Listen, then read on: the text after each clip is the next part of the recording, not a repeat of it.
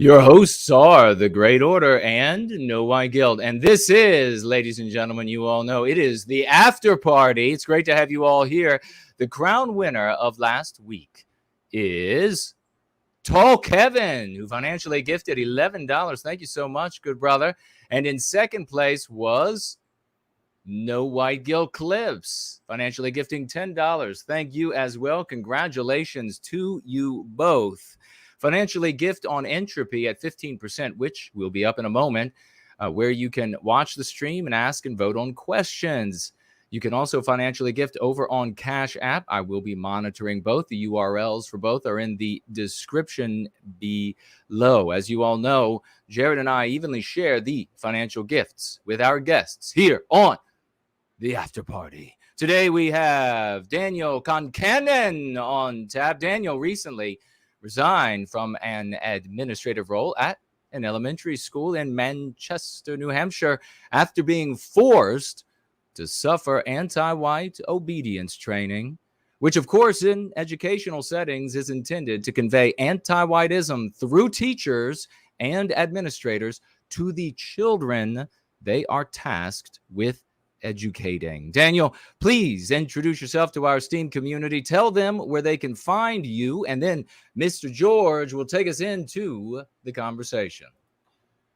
Hey, gentlemen, thank you for having me on. If you would like to locate me online, in spite of my chronic state of suffering from both white rage and white fragility, you may do so at the handle Keep NH Granite, as in the state of New Hampshire. That's at Twitter, that's at Gab, it's Keep NH Granite.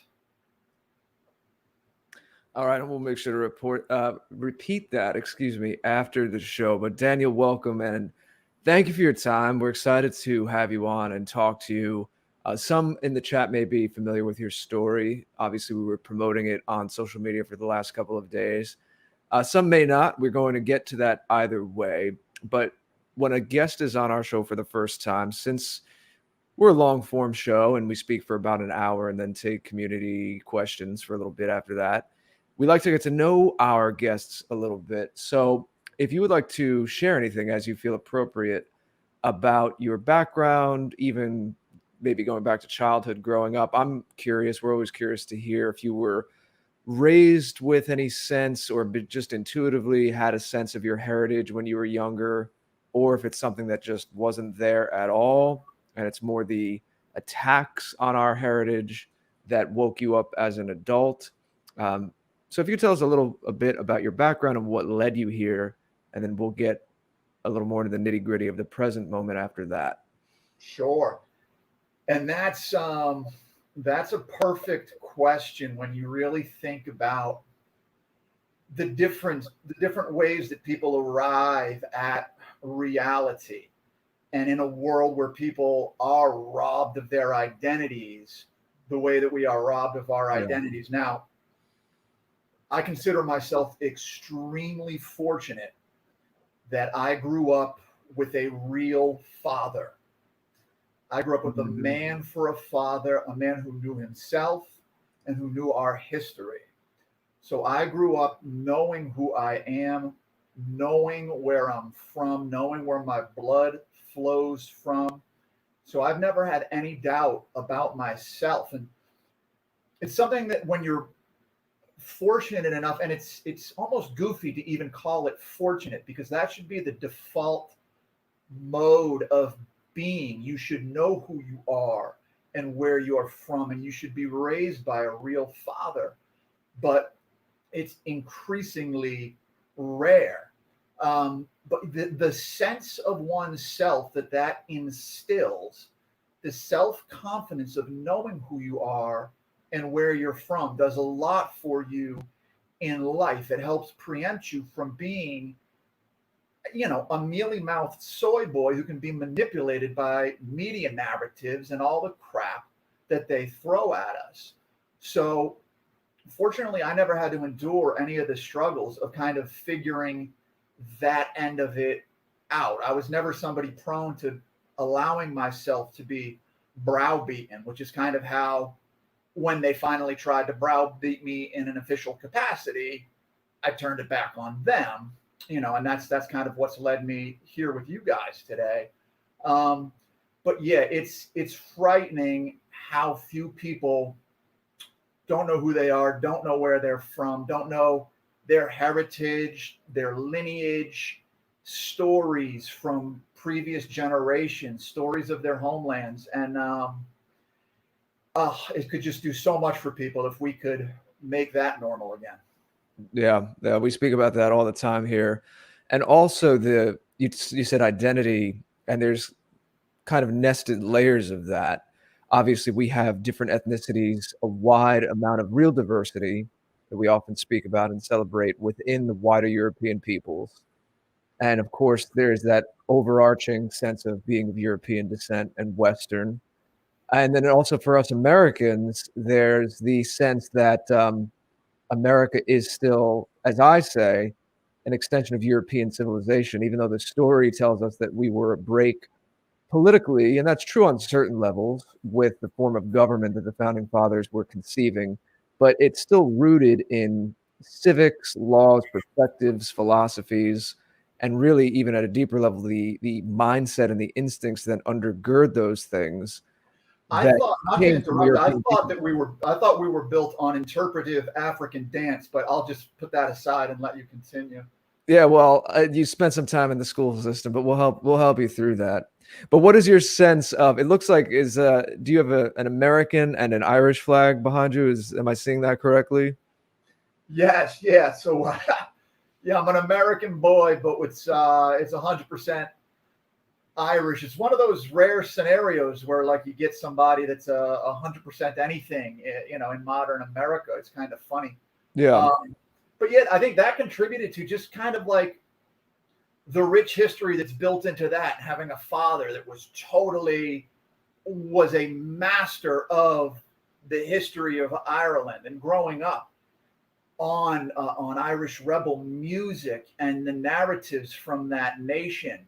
Again, those are all things. Yeah, even when you look at the various European ethnicities, where when you know where you're from, and it's celebrated in your home, the sense of identity that creates in you, and just by default, it gives you a solid base of confidence. You know who you are. It's not even a pride thing or any. It's truly knowing who you are and where you're from, because not a lot of people do. Yeah. What is your sense of where your heritage, going back to Ireland, meets being an American, and white America, as we have to delineate sometimes? But I know our enemies will often exaggerate ethnic conflicts. It's not to say that there weren't ever. Obviously, there were. There's different peoples with different cultures and different languages, even within Europe, coming here to the States. There were things to be negotiated, so we don't gloss over that. But we feel that that's greatly exaggerated. It's obviously used against us as a wedge. And as we sometimes point out here, it actually, if anything, proves our point, because eventually the peoples of European descent, more or less, were still able to come to some kind of, still with different hues within it, but some general American identities. Whereas, as I've pointed out in certain videos and certain other places, non-white ethnic groups who have come here are, through their own choices, much, much, much more likely to delineate themselves and stay as separate enclaves. Like, we don't see even the later waves of immigrants like Polish, Italian, Irish. I don't know exactly when your family came over, but some of the Irish at least were part of that second wave around the turn of last century. As I sometimes say, you don't see them starting their own TV networks, their own award shows, their own scholarships for their people. I mean, you might have a little Polish heritage parade in a little town in the Midwest where there's a lot of Polish ancestry, but that's not the same thing. That's not the same thing as a television network specifically for those people, award shows, greeting card companies, subsidiaries of greeting cards that are only for people of African descent.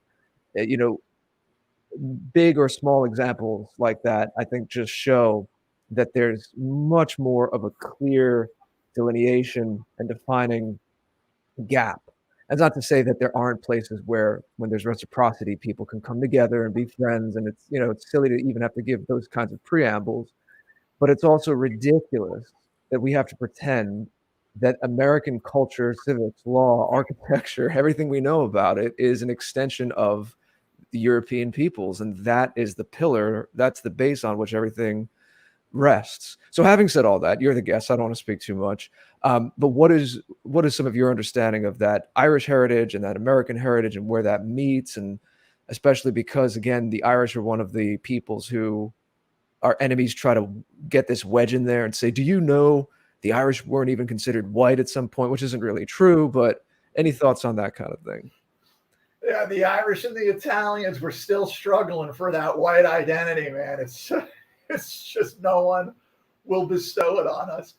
Yeah, no, there's so many goofy things that they still, and that, like, the fact that they're still making that case now, like the anti-white lunatics that are out there will still try to say, well, you can't identify as white because I heard that the Irish could. It's like, what?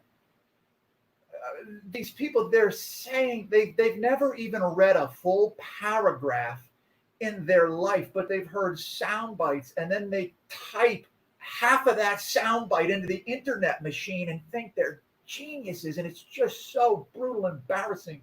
But to a lot of what you were saying, yeah, what's one of the great things. So, like you said, you can have ethnic heritage festivals in the United States of America. You know, I'm not far north of Boston, where you get a lot of ethnic Irish celebrations and stuff like that going on. But there's a difference. It hasn't always been the case, but in the world that we now find ourselves in, here's the big difference.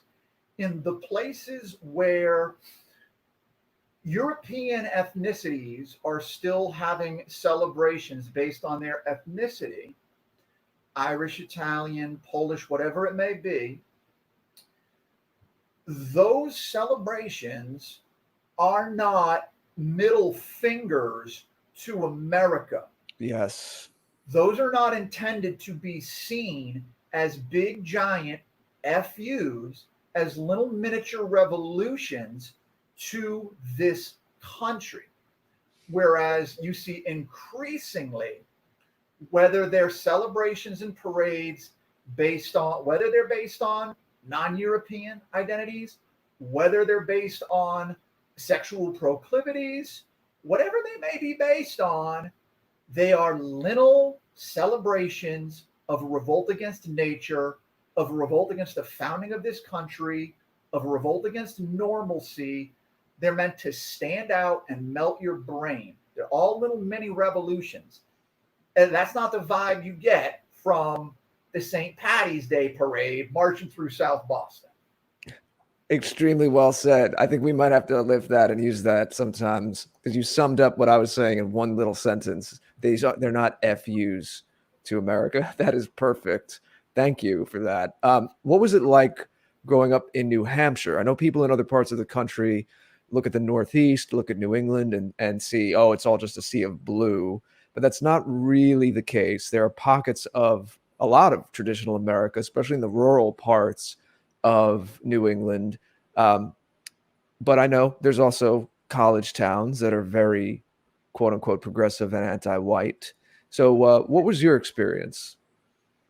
New Hampshire was idyllic. Now, the family came out of New York City. My old man was a New York Irishman, American born, but a New York Irishman. But he got so sick of what that had become at that point that he found a place that was the opposite of that and brought the family there. That's where we've been ever since. And that was shortly after my birth. So I grew up fortunately in New Hampshire. I love this place. I mean, I've lived elsewhere. Unfortunately, I've spent time in major American cities. I'm very happy to not be in those places anymore, to be back in New Hampshire. But no, it was like classic Americana. We were just a normal family in a normal town. We grew up, we went to school, we went to church, we played sports, we ran around the neighborhood with friends. Like, it couldn't have been better. And New England is rightfully kind of written off as blue territory, and it's where all the colleges are and all the liberal academics come out of here. Now, New Hampshire is kind of a peculiar political beast. One of the good things about New Hampshire is that the majority of voters in this state are independents. Actually, there's a higher percentage of active voters in New Hampshire that are neither Republicans or Democrats. We have an enormous state legislature. Now, obviously, I know a lot of people, big government doesn't sound like a good thing at first glance, but it's in the sense it's one of the most representative governmental bodies on the face of the planet in terms of its representation against the population of the state. Right. There's a very interesting political landscape in New Hampshire, and it's accessible to the people. It's easy for the people to get into the legislature. There's a lot of interesting stuff that goes on. You get really unique bills that come through because of some of the characters that land in the New Hampshire legislature. You have the Free State Project, a lot of libertarian activism. There's a lot of stuff that goes on in New Hampshire where, like, if you just zoom out and look at a political heat map, you would never get a sense of it. But it's a state with a small population and a lot of political activity. But the biggest issue right now in terms of New Hampshire is, of course, once they kind of, speaking of looking at maps, as the architects of our cultural decline kind of looked around and looked at where they had and hadn't condemned, they finally got their eyes on northern New England, Vermont, New Hampshire, and Maine, and realized, gee willikers, it is awfully white up there. That has to change. And they've launched campaigns. I'm sure a lot of viewers here have seen one of the famous headlines from the past few years was the New York Times coverage of 94% white, aka evil, New Hampshire asks itself, how do you diversify an entire state? Well, that was a few years ago. The census has come out. We're down to, I think it's 86 or 88%. And of course, that's celebrated. And if you ask, why are you celebrating that? You are a hateful demon.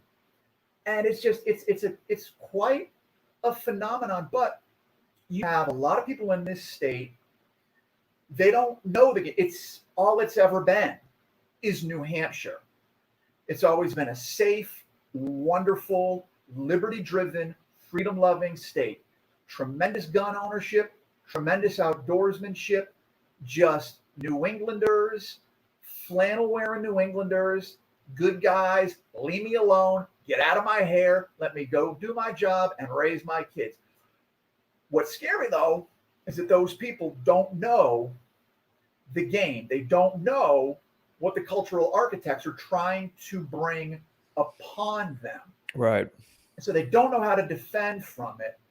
And they have really earnestly, I can't even say begun that process anymore. They're in the middle of that process. And it's pretty scary. Even our last thing I'll mention just on that topic, we have a doughy dork of a governor called Sununu, who has a really good reputation in New Hampshire because he's good. He's getting ready to run for Senate and become the doughier version of Mitt Romney, so that, we can do the cycle where conservatives get excited, elect a totally based guy from the Granite State, and then he's Mitt Romney's little brother, and then they can all be disappointed. But this guy himself has said, nope, New Hampshire's guilty of the original sin of whiteness, and we must use all the force of government we can muster to change that. And I'm sitting here saying, I think that's insane. Before we get to your experience working in a school, is there anything that you were starting to see, the cracks, the anti-whiteness coming in that gave you hints of it? Or was it all, should we just get into your school experience? Did it all start in the school experience or anything precede that? In terms of in schools or just in life? Just in the world, just in general. Oh, yeah, no, I'm not, I'm not somebody that's had blinders on. I mean, so what happened with me at school is what made me put my name and my face and just say, the hell with it. Let's go public and let's let people see somebody not hate themselves. But no, I'm no stranger to the insanity that's gone on. Like, this is not something that I'm just catching on to in recent times. Yeah, you have to be in a pretty deep slumber to not have caught wind of what's going on and how bad it is. In the last 10 years, certainly in the last 5 years, if you haven't caught on, then I don't know what planet you're on. Yeah. Any particular news stories or even personal experiences that were formative for you? No, to me, it's more, and again, not being, it's almost like, I guess I could, it's like my awareness is almost like, I grew up as a big fan of pro wrestling. I love pro wrestling. I'm a lifelong Hulkamaniac. Sorry, folks, he's immortal, okay? But I think he actually is. I think he's going to outlive everybody. Oh, he's the only immortal. He walks among us. But I honestly, like, people will say, like, you talk to, pro wrestling nerds, and it's like, well, when did you learn that it wasn't real? When did you learn? And maybe it's just like I had big brothers or something. I don't remember a time that I didn't know. I don't remember thinking it was real. And that was I think that was half of my fascination with it, was like, these guys aren't, but so I already knew the score. I knew it the whole time. And that's almost like it is with the world that has increasingly been corrupted around us. Yeah, it's been no secret to me. There was no moment of realization. It's just, I always noticed the creep, whether it's when I was still consuming mass media or going to the movies, watching a game on television, watching a sitcom. You see it in the narratives. You see it in the characters. You see it in the commercials. You see it everywhere where they start. It used to be, I used to say, just talking amongst people in regular life, I'd say, and this is, 10 years ago, 15 years ago, if I was a space alien and I turned on the television and that was my interpretation of the world, and then I walked out the door, I wouldn't know. I'd say, what am I missing here? The real world doesn't look anything like the freak show I've been looking at on the magic picture screen. But in the course of 15 years, they have successfully, that was their blueprint, and they have manifested the freak show they started putting on television 15 years ago into reality. And now you're watching a TV show about like country veterinarians, and you go to commercial break, and it's time to step up and prep up and prepare for, hot male on male action. And there's two dudes making out on the screen. No big deal. It's all normal. So yeah, that's a long way of answering. I've kind of known what it's been the whole time. Well, I think really quickly, if I could, Joe, I think there's a couple things that you said, Daniel, that are really interesting because they fit perfectly like a puzzle piece into what we see everywhere else around the world in all of our discussions. I mean, in fact, you're talking about these virtually all white or nearly all white areas of New Hampshire, other places in New England, and we have Baldur, who is one of the folks, good friend of ours, Going Free up in Iceland. He's translating Go Free into Icelandic, and up there, of course, it's a completely white population virtually, and their population there is really quite unaware of what's coming their way.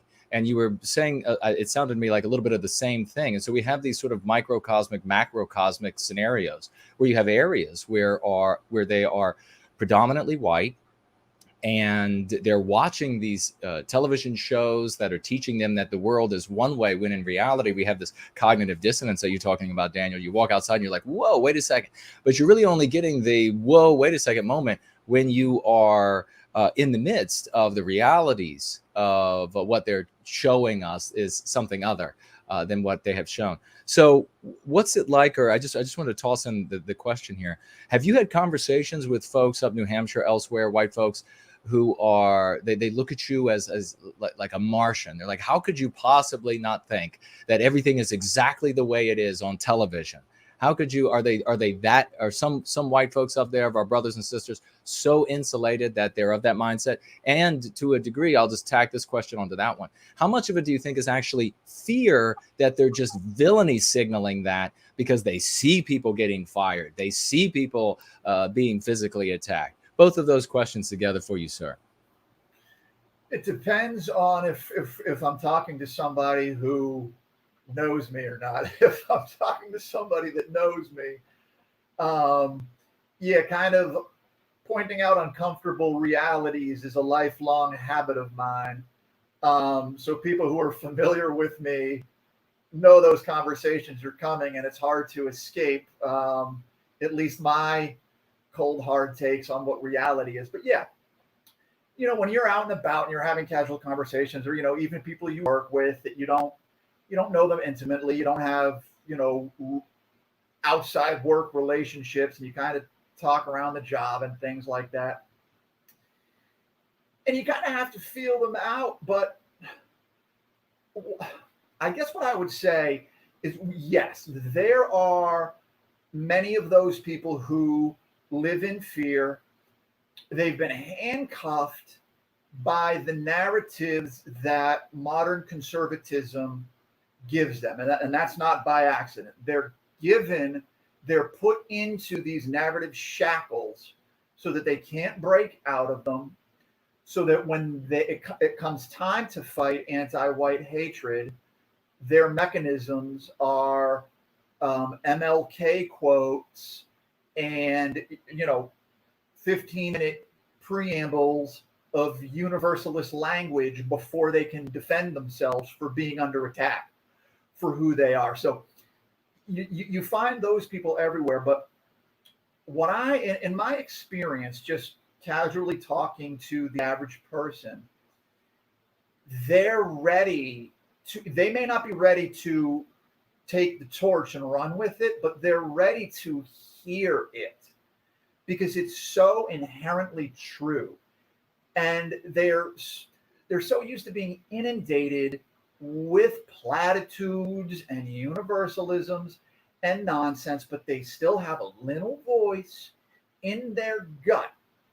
And if you come along and you sound out what that voice is telling them deep inside that maybe they're suppressing, they will agree, because it's just the truth. So when you say something as simple as, well, no, critical race theory, whatever phrase you want to use, is anti-white, and like there's kind of a moment of shock and a sparkle in their eye, and they say, yeah. And I've seen it in the fallout of what I did, even in media and in local media, where I would give just in my personal relationships and talking to people, and I'd be like, look at this, they wrote this 5,000 word article against CRT, and the word white doesn't appear in it one time, never mind the phrase anti-white.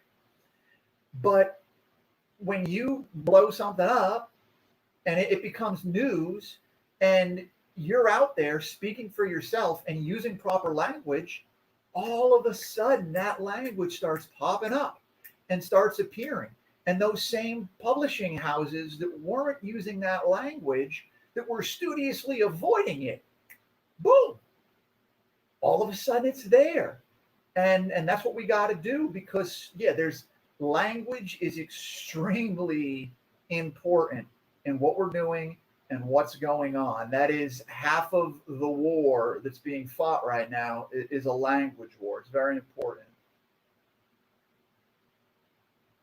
Yeah, that's actually the main front, or one of the main fronts that my friend Jason here works on.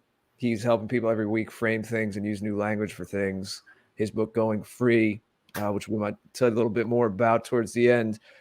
Why don't you tell us, as I was intimating earlier, why don't we get into your experience at school? So first of all, what was your calling to get into education? We'll start with the positive, your vision, and then you can take us through what you saw in the school system and what ruined that calling that you had to be working in education when you saw the anti-white indoctrination going on.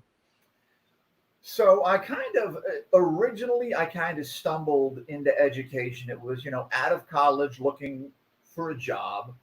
Now I came through college making the mistake of earning a bachelor's degree in English, which is a perfect segue into absolutely nothing.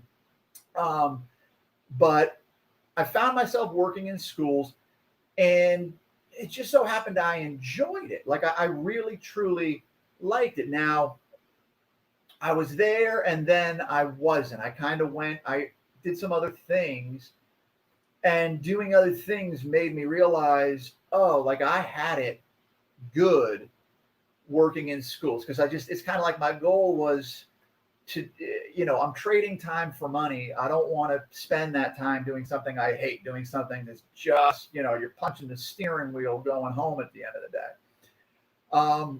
So I really liked the school environment. It's fun.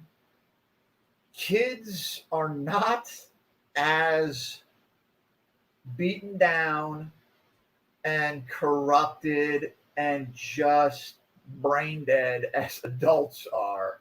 In Doctor, they're more honest and full of life.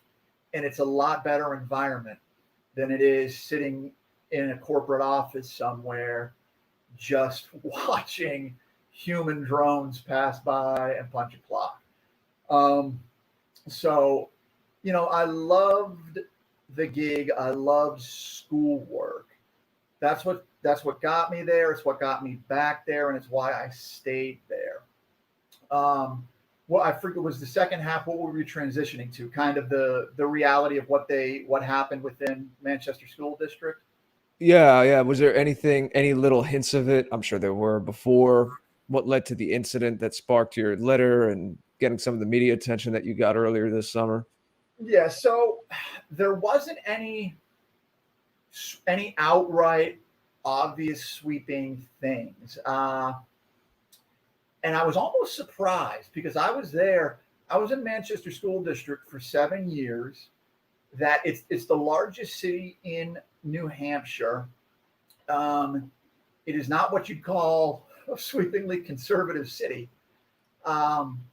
So it was almost strange. And you did hear all over New Hampshire, there's stories about CRT, about various anti-white forms of nonsense getting into the classroom, getting into teacher trainings all over the state. And none of that had really happened in Manchester, which I was kind of shocked by. And really nothing. Now, we would always go, you have like a certain amount of training, professional development. There's a phrase that if it doesn't revolt you, you know that you need to get your head checked. But we have to go through that stuff every year. And those are usually opportunities where they send you to learn about how deeply inherently evil you are for being a white person. And it never came up. And then this March, all of a sudden, I checked my email one day, and there's a list of trainings. And number one on the list is white privilege. And so I pretty much knew at that moment what the chain of events was going to look like from that point forward. And just kind of the broad strokes of the training. This was sponsored. The people that organized it was presented by a group called Learning for Justice, and that's an outlet of the Southern Poverty Law Center. I don't even need to add adjectives to Southern Poverty Law Center for most decent people to know the issues with the Southern Poverty Law Center. It is its own slur as far as I'm concerned.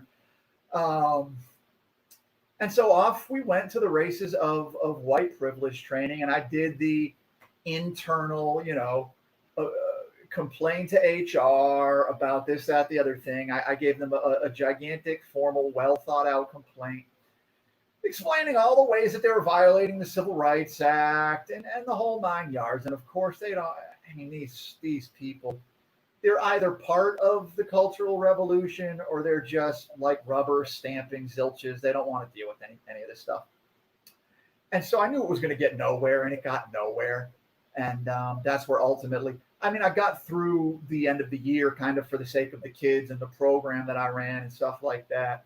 But I mean, I had my letter of resignation drafted.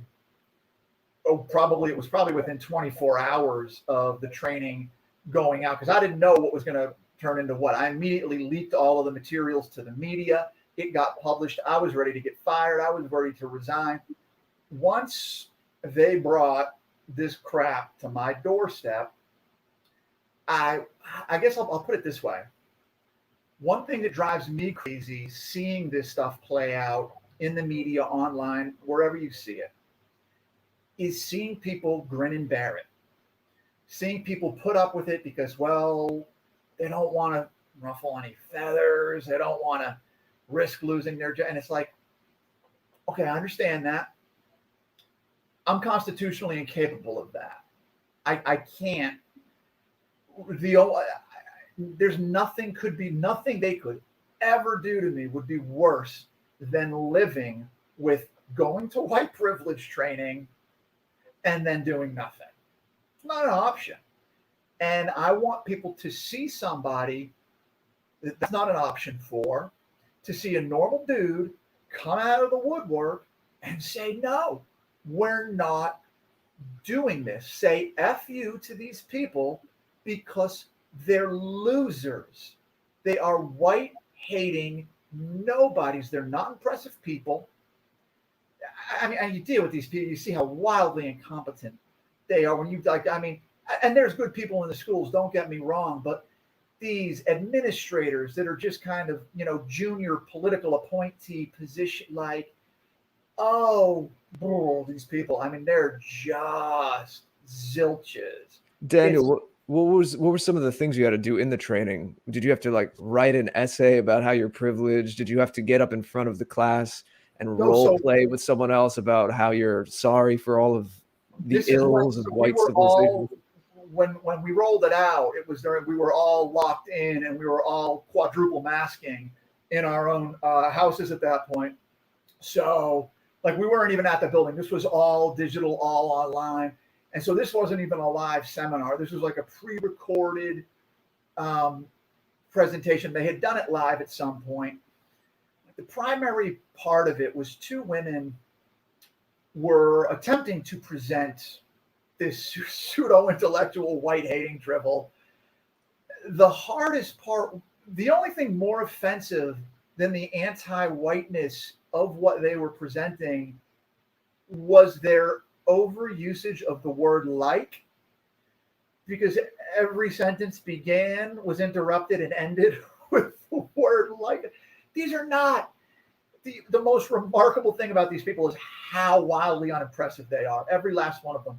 So you sit through an hour-long seminar of these couple of women blathering on like, Valley Girl up talking, trying to string together the English language and talk about how, if white children, we need to arm our students of color against the inherent racism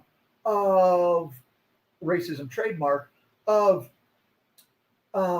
white children innocently mispronouncing the name of a foreign POC when they arrive to class. We must arm those children with strategies against, and all just, it's like they expect their programming teachers, faculty, staff to basically go into their classroom and browbeat white children for mispronouncing names that these teachers, and because remember, no white child has ever had their name mispronounced.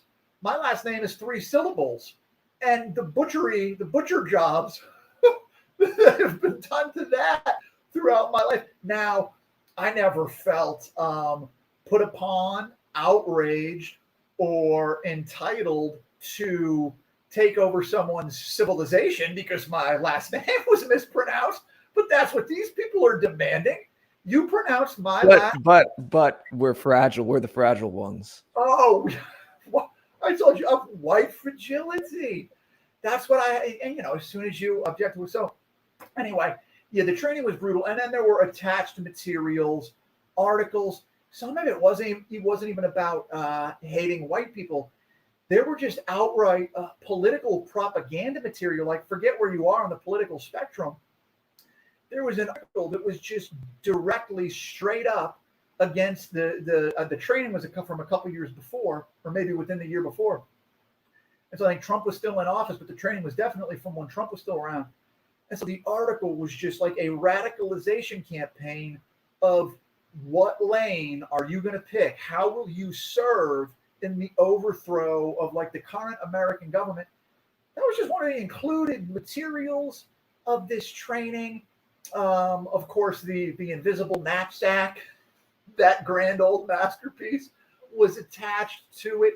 Just all of the standard issue garbage. Now, in the grand scale, like, we live in this insane world where instead of focusing on the mere existence of a mandatory training called white privilege, like, forget the fundamental insanity of that.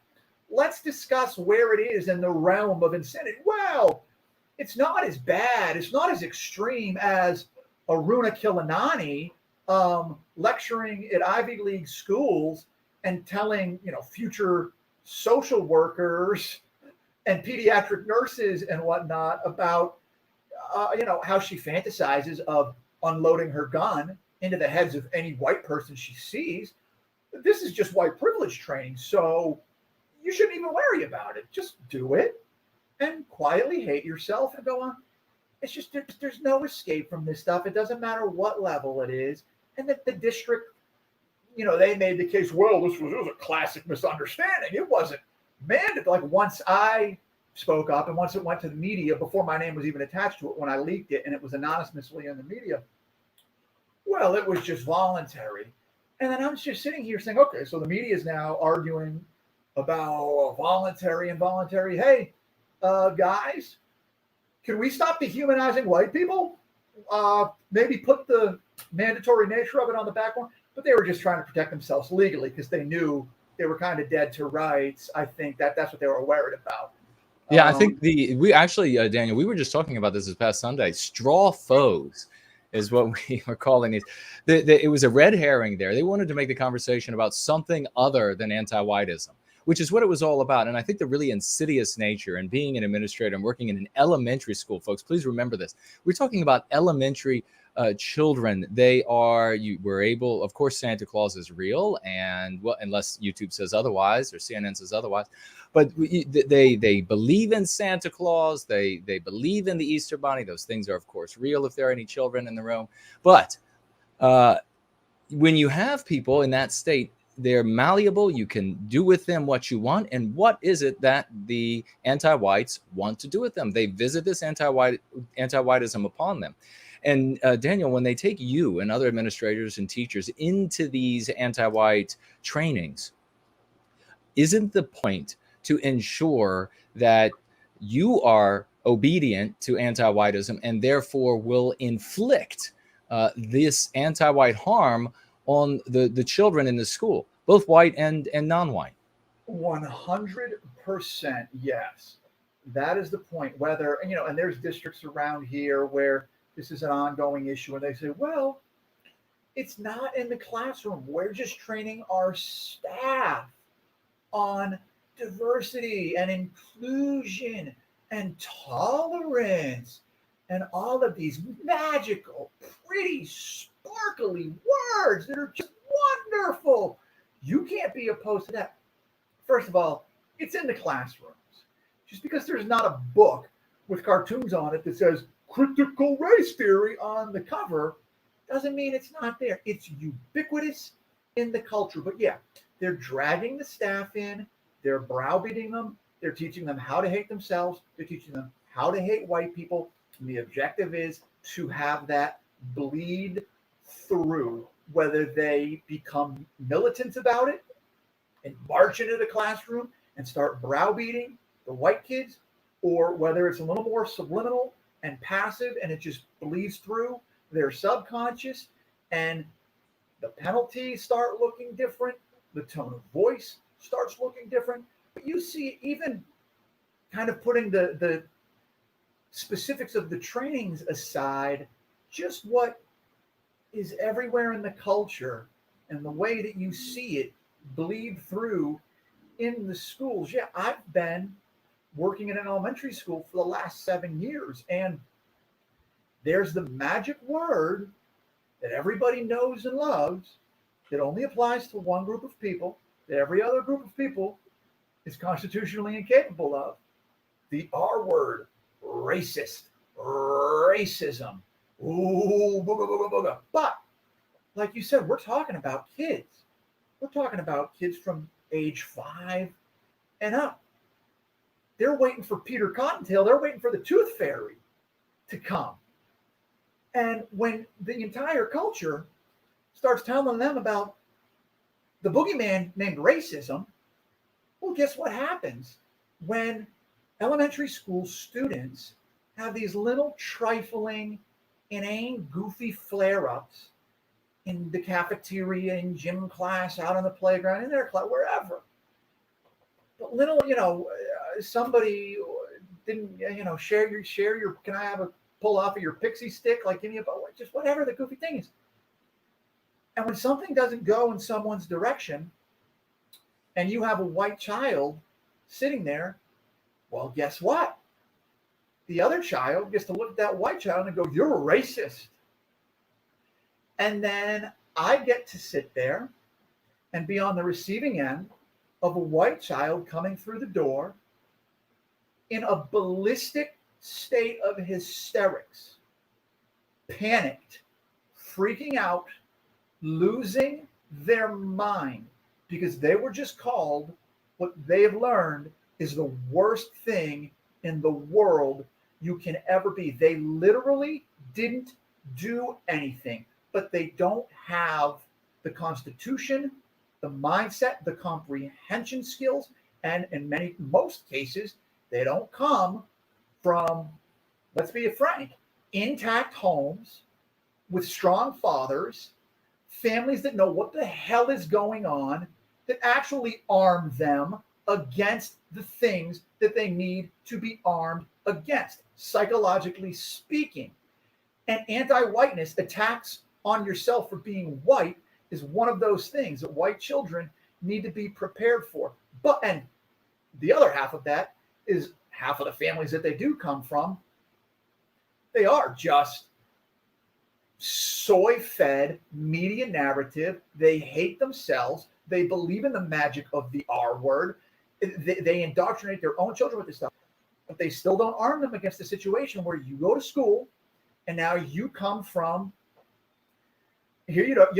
You're a boy. You come to school in a dress because your dad, who wears a dress, sent you to school in your dress, and you love soy products. You love the narratives. You love it all. You're right there. You're part of the Cultural Revolution. Even that kid, all someone has to do is call them a racist, and that kid is destroyed. That kid is absolutely destroyed. And I have seen this time and again. The weaponization of that term, doesn't have to have any reflection of the reality of any situation that happened. It's absolute non-events. But everyone knows that all they have to do is use that word, and it doesn't have to be an interracial affair. One white kid can call another white kid a racist, and that kid loses their mind. The psychological torture that we have set these children up for is it's demonic. It is demonic. I mean, this is the most malevolent child abuse that the world has ever witnessed, because there's never been a way like there is today to communicate such a hateful message so wide and so uniform, and able to like track down, like with hound dogs, every bit of resistance and destroy those who stand up against it, even when they are in part or in nearly full endorsing anti-whiteism. If you still stand up against it in any way or trouble it in any way, they will destroy you. You're seeing, folks, from an administrator who had the courage to leave his profession to show the world that an ordinary guy can put his foot down and say no more and get his voice heard, because he was empowered with psychological tools in order to do that. And you're hearing right from this gentleman the poisoning of America's children. They are teaching social conditioning these children. These anti-white monsters are socially conditioning these children in order to desire their own unmaking, the white children, to desire their own white erasure. This is why it's so easy for the statues to come down. This is why it's so easy for the history books to be rewritten. This is why it is so easy for no one resists these endless commercials that Daniel was referring to earlier, where you're watching maybe a fishing show or something, and then the next thing you know, the commercial comes on, and you're having white erasure, biological white erasure of some form or another, commercial after commercial. You would think, and it's good form that the black race is on so many commercials and is in so many acting jobs. You would think the country was about 70% black, with the number of wonderful black people that you do see on the commercials. But to accomplish that, you have to discriminate and persecute against an uncountable number of white actors and actresses, white people who work the grip jobs, white people who operate the lights and the setting and everything else.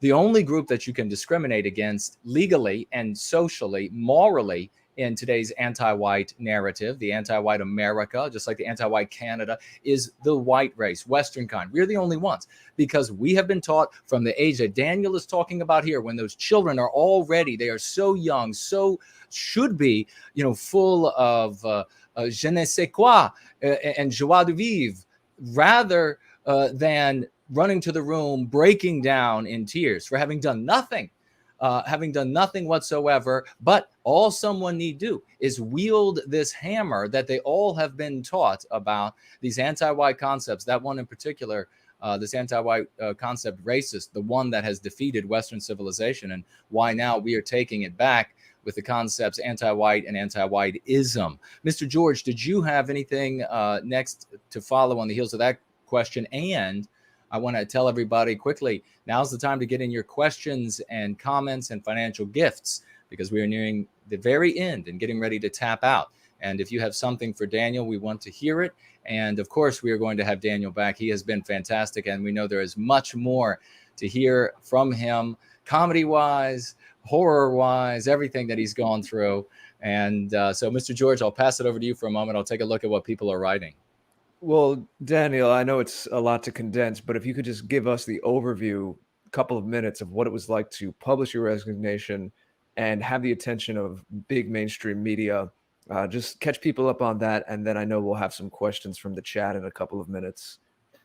Yeah. So end of June, school year wrapped up, and I officially published my letter of resignation, calling out what it was, mocking these losers for what they did, mocking the entire situation, telling them in direct terms, F you.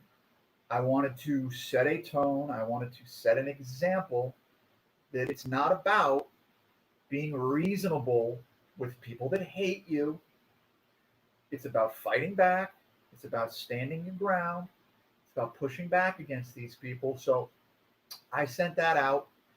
I attached a bunch of materials to it. I kind of attached just to give context to everything, because I knew, maybe there'd be some media buzz about it. I didn't know how far it would go or how fast, and it went far and it went fast. In very short order, there was, major cable news reaching out and contacting me. I ended up on a couple of news cycles, a couple of appearances on the cable networks. A lot of national press, very significant level press publications, a lot of local stuff, New Hampshire based stuff. It put pressure, fortunately, and that's part of what I set out to do, was to raise awareness about what's going on. The fact that this is in Manchester School District where I worked, a lot of people didn't know about it. Heck, I didn't know about it until they foisted it upon me. But it's there, it's everywhere. So yeah, it went big, it went fast, it got a lot of eyes on it, and it went. I couldn't help. It exceeded what I hoped, and I almost thought with the resignation letter that I crafted that it may be self-limiting because of the mockery and kind of the sardonic nature of it. But fortunately, that proved to really not be true. People grabbed it. It spun out. The verbiage of anti-white, which is the most important thing, the language war and what we need to call this, and making anti-white be ubiquitous. I forget critical race theory, forget any of it. Just call it all what it is, call it anti-white. But I was deeply pleased. I'm proud to have gotten those words in front of so many eyeballs and into so many people's ears. But the biggest, and of course you have the civilizational pinworms all start trying to crawl inside of you once you stand up for yourself and don't hate yourself for being white. So all those, the freak show, the freak parade came marching, and they did all of their typical libel and pathologize, call you all of the Hall of Fame slogans.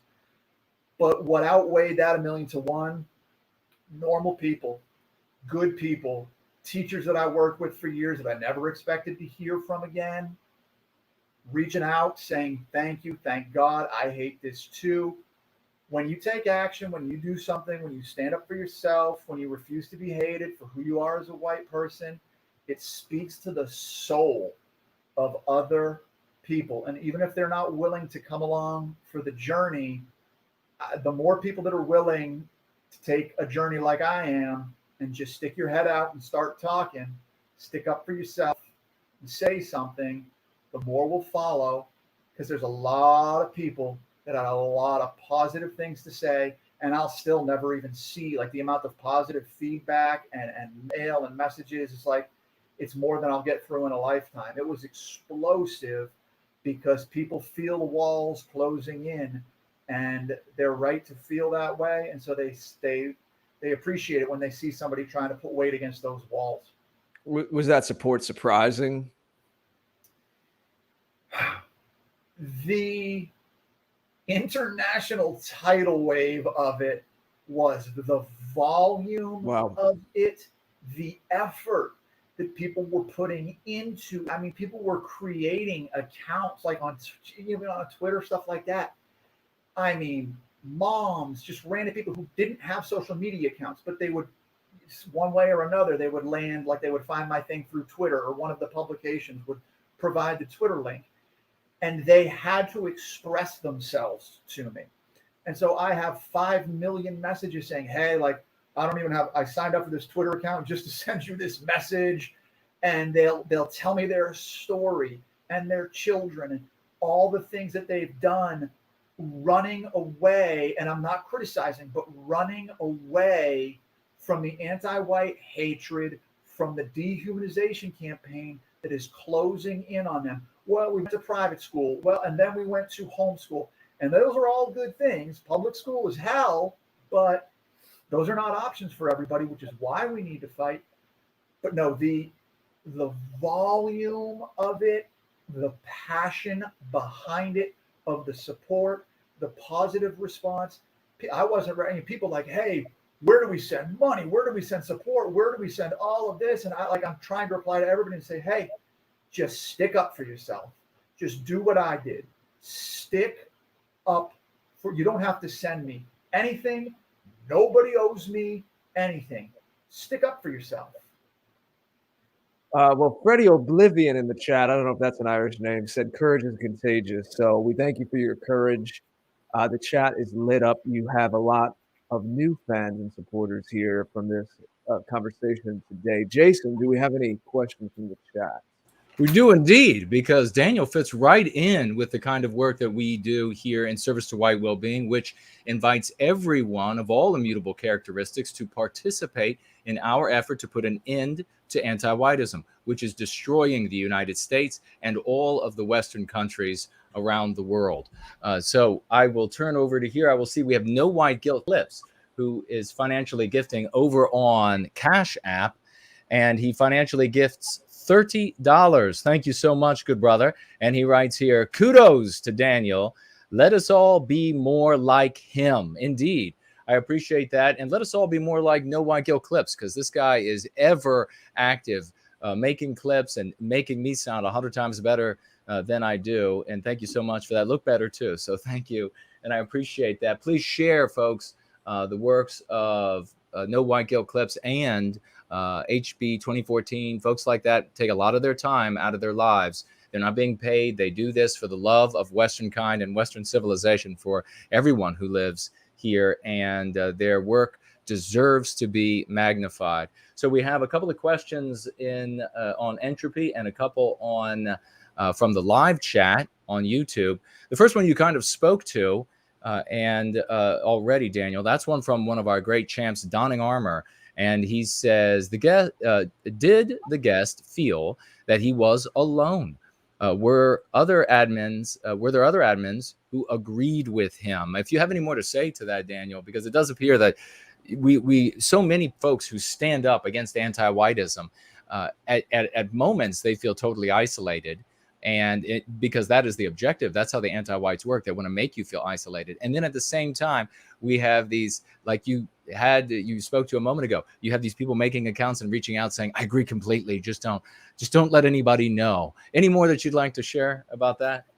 You know, there were people that were upset.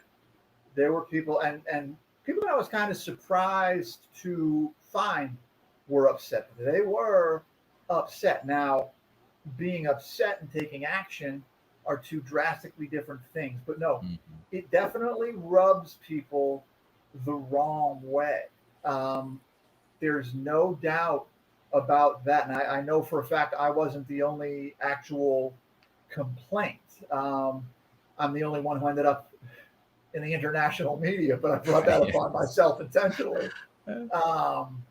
But, you know, there were others that objected, and thank goodness. But no, I don't have any issue, whether, there's an army behind me or I'm walking into the night alone. Oh, like my conscience is my guiding light. There's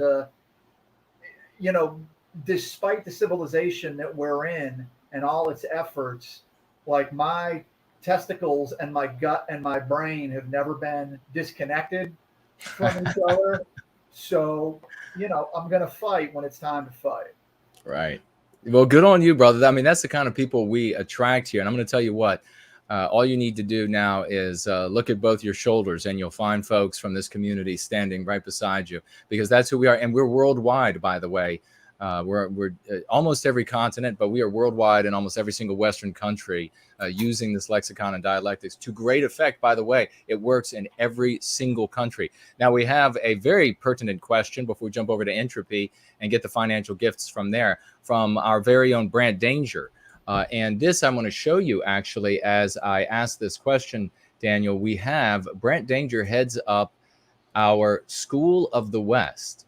And it is a supplemental homeschooling program that is continuing to grow. And you can find this at schoolofthewest.world, I believe is what it is. Correct, Brant? Brant asks of you, Daniel, do you have any other teaching plans now that you have left the current employer? Potentially. Obviously, I'm not going to. I would not divulge any specifics publicly, especially with the characters that pay close attention to my life now. Yeah. But no, I have not. I have not unconditionally removed myself from the sphere of education by any means. I'll say that much. Well, good. Yeah, you came very close to with that training, the Southern Poverty Law Center, and they, it seems like another age back during September 11 when we were attacked. During that time, one of their wonderful characters, I won't even bother to say his name, attempted to get me fired from my job, and my employer told him where to stick it. So. What a wonderful way for this organization to attempt to ruin the West by ruining the lives of regular folks like you and me. We have folks. Daniel?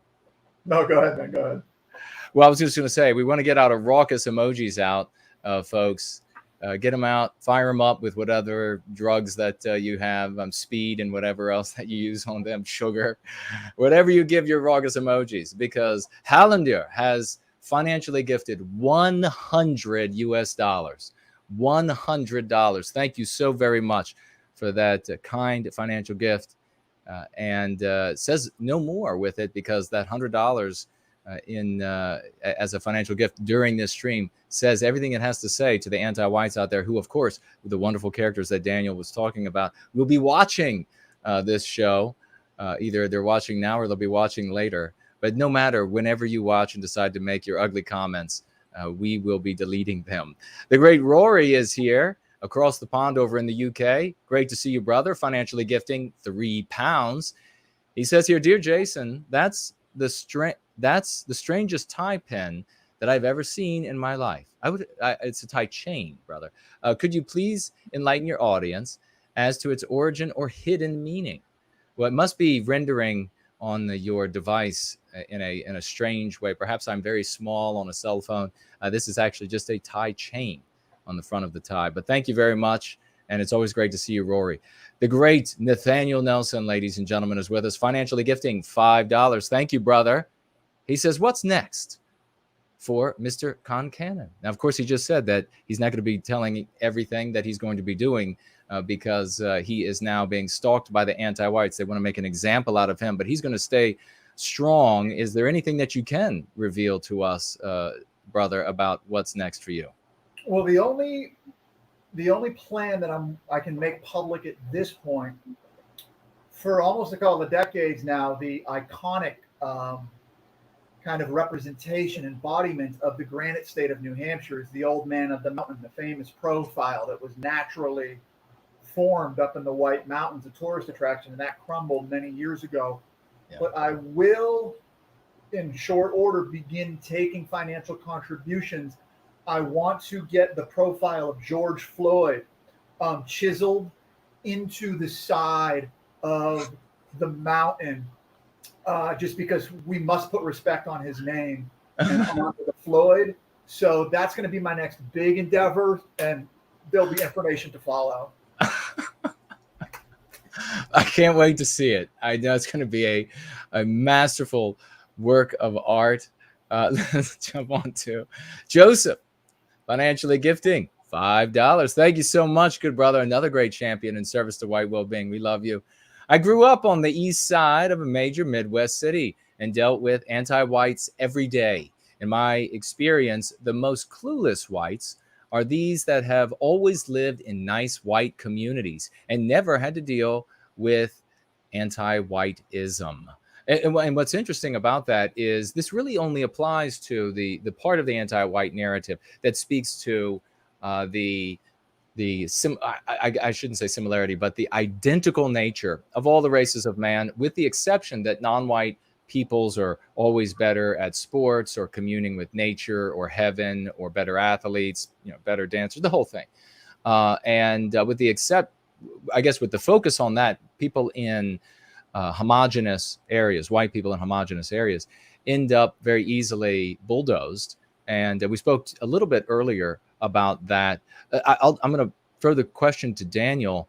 Do you have any suggestions or how you have dealt with white folks who are vehemently anti-white because of not only a lack of enrichment by the anti-whites, but because they also are removed from things like having competition for their work. You know, for example, when many years ago in the United States, when the first workers, or largely the first workers coming across, astronauts and brain surgeons coming across the border, when the trades that were challenged were things like carpentry and roofing and things like that, there were very many white people who shrugged their shoulders because it wasn't their professions that were under threat. Now, of course, we see a lot of computer programmers and the like. A lot of white collar folks are having their jobs threatened by a lot of the new laws, et cetera.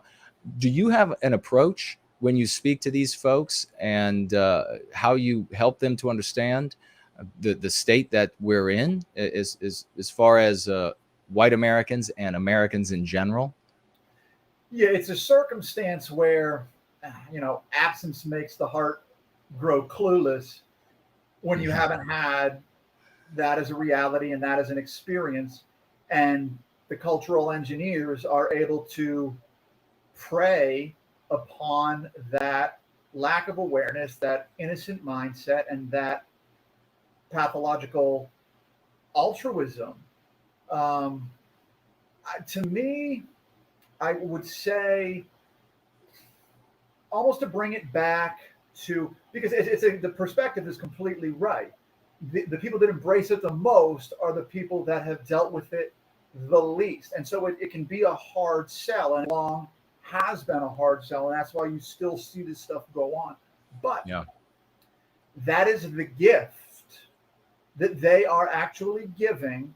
Now, make no mistake, they are out for white people. They are dehumanizing white people. We all know what comes after that campaign. But simultaneously, and this is what needs to be capitalized upon, they are showing their hand. That's right. The mask has come off. They hate your guts. They're in your face. It doesn't you don't have to give dissertations. You don't have to write 10,000 word think pieces. You don't have to make people, you don't have to clobber people with your high verbal intelligence like James Lindsay. It's unnecessary. Show people what they do, show people what they say, and tell them they hate you because you're white. It makes sense. That wakes people up. That's why the most important thing to do is call it anti-white. Don't call it neo-racism, state-sponsored racism, Christopher Rufo, Carlin Borisenko. It's anti-white. That's right. Call it what it is and wake the hell up. Well, we got two more questions. These will be the two final questions today, folks. Thank you all for being here. One from Blue-Eyed Bear, another great champion, and Rory as well, a great champion, as I mentioned earlier. And perhaps these two questions may go together. And after you speak to both of these questions, Daniel, if you could tell us again where folks can find you and what's up next for you. The questions are from Blue-Eyed Bear first. Daniel, where in Ireland does your family trace its lineage? And Rory's question, is it possible for Daniel to tell us anything about the wooden shield on the piano behind him? Is that my family crest? Is that what they're talking about? Yes, I believe so. Yeah, I'm trying to look at it on the screen rather than turn it around. That's the family crest. Actually, there's kind of two back there. There's a book over here with the family crest is actually the emblem on front of the book, and there's the actual crest here. Yeah, that's all that is. That's just the Concannon family crest.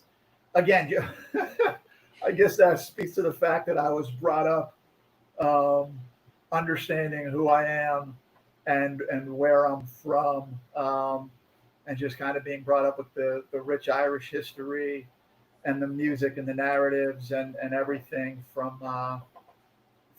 the old country, I guess. Fantastic. And do you know where in Ireland your family traces that lineage? Oh, I know primarily Cork. There's a couple of there's a couple of counties that where we've traced stuff back to, but it kind of boils down to Cork. Very nice. Well, brother, it's been a magnificent conversation. Without question, we're going to have you back, and I'm sure there are many who want to continue the conversation with you. Perhaps they'll be reaching out. Where can people find you, and what's next on your plate? Yeah, again, it is Gab and Twitter. It's the same handle. It's at Keep NH Granite. You could also just hammer my name in there and it should come up. I include my name on the screen name version of it. And as far as what comes next, we will have to see. Other than just continuing my street corner advocacy as a Black Hebrew Israelite, we'll see where it all goes. And thank you for that service as well. Mr. George, your final thoughts, brother, and where folks can find you. Well, I'll just second that we'll have to have Daniel back. Daniel, thank you for your time and your thoughts and everything that you've done. I'm very glad that we are in contact now, and I hope it continues. Anyone listening who's known us a while will know this, but we have new listeners often as well. Jason and I are on social media. Of course, we believe you have to use it while it's here, but we have much more control over our own sites. We have a shared site, theafterparty.tv. All of the episodes from the last 3.5 years now are cataloged there. You could search by guest name. You can search by topics. They're pretty well tagged, each post. Of course, when this episode is up, we'll have Daniel's links. We always put the guest links. We like to make it very easy for people to find our guests. Of course, Jason's show Going Free and some other projects we've done together are also on the afterparty.tv, so please bookmark that. My own site is thegreatorder.com. Jason and I both were on Donald Kent's show, American Zarathustra, who was in the chat today, back on Monday a few days ago. We are fighting on all fronts. We feel culture and art is very important as well. So we had a fantastic conversation on this afternoon at the museum show, showing that there are some painters working now around the Western world who are not overtaken by this celebration of ugliness and nihilism and are right now making works of art that are not meaningless and just throwing paint on canvas, but actually have form and beauty, and why that is still important. We try to approach it from all angles, and that's certainly near and dear to all of us here. Me, of course, I am a musician primarily and other creative endeavors, so please check out what I'm doing at thegreatorder.com. Help to share the new song that came out at the end of July, What's in Us, very appropriate for the moment. The music video that I did definitely helps. We have to be the algorithm. Do what you can to share it to all kinds of circles. And thank you again, Jason. Will take us out, and we'll see you all soon. Thank you both very much. A big thank you to Mr. George for everything he does to make these TAP episodes edifying and entertaining. And a big thank you to all of you for participating. Those who were in the live chat. Of course, a big debt of gratitude to those who financially gift every week. Thank you so very much. And big heartfelt gratitude to our moderators. Today it was Brant and Fornull for handling the trolls, the anti-whites, and the other sorted of scum and rabble, troglodytes who show up from time to time. We get rid of them because we are a loving people. We are a movement of redemption. We care about our brothers and sisters, and we're going to make sure that this horrific child abuse that is visited upon white children every second of every single day is brought to an end. And we look forward to seeing each and every one of you